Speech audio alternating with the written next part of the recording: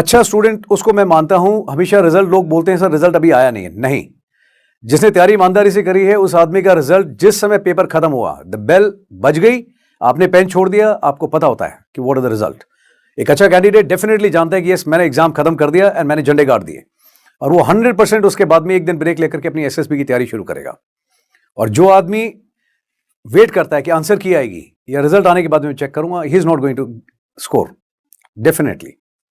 सी बहुत बड़ी चीज नहीं है। लोग पहले जब कुछ रिसोर्सेज नहीं होते थे तब भी एग्जाम करते थे। जो हुआ वो अब खत्म हो चुका है। सामने आपका भविष्य है जिसको आप सुधार सकते, और यदि भविष्य सुधर गया तो आपके कल में आप कितने असफल थे इस बात से किसी को कोई फर्क नहीं पड़ेगा। तो आपको मेहनत करनी होगी, आग लगानी होगी।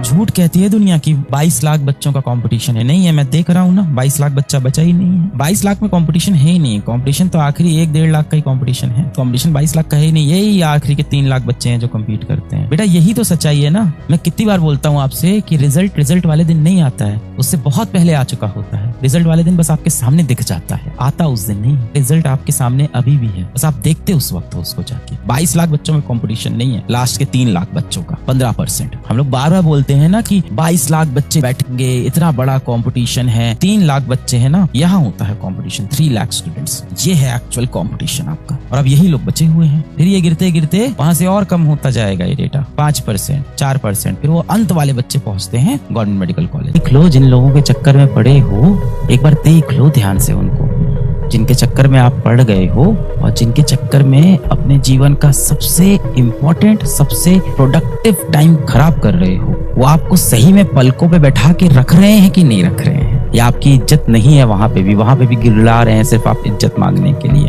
आप इतने इनोसेंट, इतने मासूम हो ना, किसी ने एक प्यारा मैसेज आपको भेज दिया ना तो आपको लगता है कि वो व्यक्ति सिर्फ मेरे बारे में सोचता है, सिर्फ मेरा ख्याल रखता है, वो इंसान मुझे कितना प्रेम करता है। बहुत मासूम हो आप, बहुत भोले हो आप, बहुत इनोसेंट हो बेटा आप। कोई आपको स्कूल में एक बार ऐसे स्माइल देके आपसे 4 बातें कर लेता है ना, आप सोचते हो गया प्यार, अब तो ये मेरे मैं इनका। फिर लग गए इंस्टाग्राम पे उनके लिए स्टेटस लिखना, उनके लिए लाइन लिखना। वो लाइन वो पढ़ भी नहीं रहे हैं, वो लाइन आपके दोस्त पढ़ रहे हैं, समाज पढ़ रहा है। मैं जाना चाहती हूँ सिविल सर्विसेज की तैयारी के लिए, और ओल्ड राजेंद्र नगर एक जगह है जहाँ पे तैयारी होती है। मैंने सब पता कर लिया है, आप बस मुझे 2 साल दे दो। उस वक्त पता नहीं था कि किस समुंदर का सामना करने जा रही हूँ। जब मई 2018 में मेरे फादर मुझे ओल्ड राजेंद्र नगर की गलियों में लेकर गए, जिस टॉपर से जो बोल दिया मैं वो फॉलो करने लगी थी। किसी ने बोल दिया डेली आंसर राइटिंग करो, तो मैं डेली आंसर राइटिंग करने लगती थी बिना कुछ पढ़े। जब पहली बार लाइफ में मैंने फेलियर टेस्ट किया तो पता चला दुनिया बहुत अलग है। लाइट्स ऑफ थे कमरे के, और मैं वैसे बैठ के सोच रही थी कि क्या है, इससे ज्यादा बुरा और क्या हो सकता है मेरे साथ। जीवन के 3 साल निकल चुके हैं और मेरे हाथ में कुछ भी नहीं। जो आदमी जितनी बड़ी प्रॉब्लम सॉल्व करता है वो उतना ज्यादा पैसा बनाता है। छोटी प्रॉब्लम सॉल्व करते हैं, छोटा पैसा। तुमको सर दर्द हो जाए, कितना पैसा खर्च कर दोगे उसके लिए? 2 रुपए की सेराडॉन, इतना ही खर्च करोगे ना। प्रॉब्लम छोटी सी है, खुदा ना करे ट्यूमर हो जाए, तुम बोलोगे घर बार बेच दूंगा, ठीक कर दो। बड़ी प्रॉब्लम है तो जो डॉक्टर बड़ी प्रॉब्लम सॉल्व करता है वो ज्यादा पैसे चार्ज करेगा।